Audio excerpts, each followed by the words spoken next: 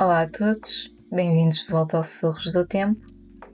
Neste segundo episódio de Obras-Primas do Mundo, trago-vos mais um clássico inglês. Mas ao contrário do que aconteceu com Orgulho e Preconceito, este li agora pela primeira vez e foi o Agnes Grey, de Anne Brontë.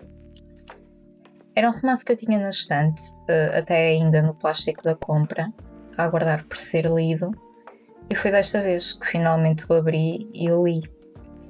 Após uma breve pesquisa, verifiquei que este foi o romance de estreia da escritora, tendo sido publicado pela primeira vez em 1847 sob um pseudónimo, Acton Bell. Resumidamente, nesta obra, Anne Brontë apresenta-nos de um ponto de vista bastante real e intimista, já que foi também uma realidade vivida por Anne, segundo li na pesquisa, daquilo que era a vida de uma preceptora na época vitoriana. Eu consegui perceber na leitura esta conexão da personagem Agnes Grey com a experiência pessoal de Anne Brontë dá quase a sensação de estarmos a ler uma autobiografia, já que também a história é narrada na primeira pessoa, o que confere ao livro uma grande profundidade emocional.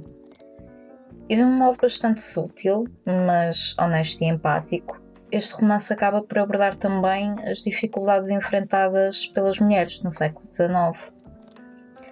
Assim sendo, temos a protagonista, Agnes Grey, uma jovem, filha de um pastor empobrecido, que procura não só alguma independência, mas também poder ajudar financeiramente a família. Tendo tido ela uma instrução muito completa dada pela própria mãe, que vinha de famílias nobres, Agnes decide dedicar-se também ela à instrução, como preceptora de crianças e jovens de famílias da aristocracia. A narrativa segue então Agnes em duas colocações diferentes como preceptora. Primeiro ela trabalha para a família Bloomfield, uma família que não só a trata com desrespeito, mas também crueldade. E posteriormente para a família Murray, onde os desafios que enfrenta são diferentes, mas igualmente difíceis.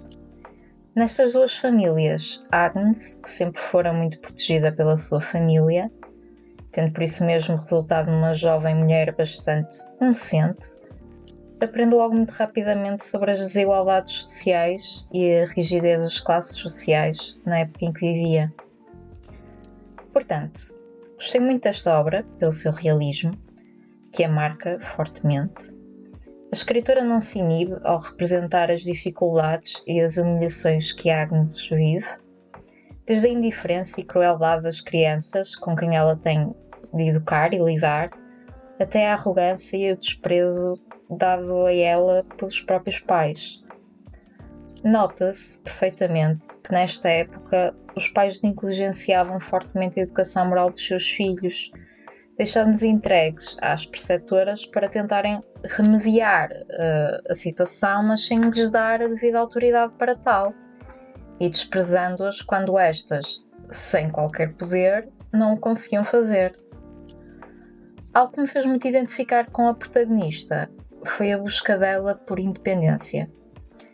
Este era um tempo em que as opções para as mulheres trabalharem eram mínimas, mas a decisão de Agnes e a sua determinação em não desistir demonstram a coragem e a força que esta tem em perseguir os seus sonhos. Mesmo perante a precariedade da posição, em que era frequentemente sujeita a condições de trabalho abusivas e desrespeitosas, Agnes perseguia a sua independência financeira não só por ela, mas também para ajudar a família que tinha sofrido vários infortúnios. Ela não é só uma personagem forte e resiliente, como também consegue, apesar de tudo o que presencia e lhe acontece, manter a sua integridade moral e o seu sentido de justiça. Isso para mim é mais admirável do que outra coisa qualquer. Algo que também amei ler neste livro, também devido às minhas próprias crenças, é o papel significativo que a religião desempenha na vida de Agnes e na sua visão do mundo. Ela praticamente é tudo aquilo que eu tento ser. Ela retira toda a sua força no seu forte sentido de moralidade e na sua fé cristã, demonstrando como a fé pode ser uma fonte de conforto e orientação moral. Em várias passagens do livro, Agnes recorre à oração e à reflexão espiritual para encontrar forças perante as dificuldades.